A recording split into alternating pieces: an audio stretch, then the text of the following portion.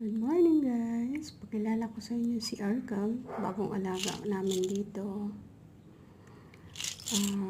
Nahirapan akong pakainin siya kasi hindi ko alam kung paano siya pakainin.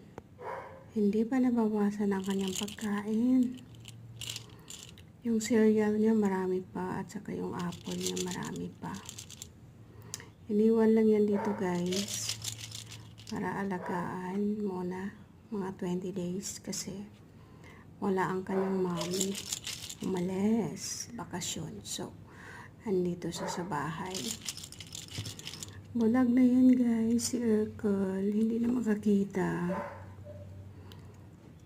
Kaya sana kumain siya habang wala pa yung mommy niya.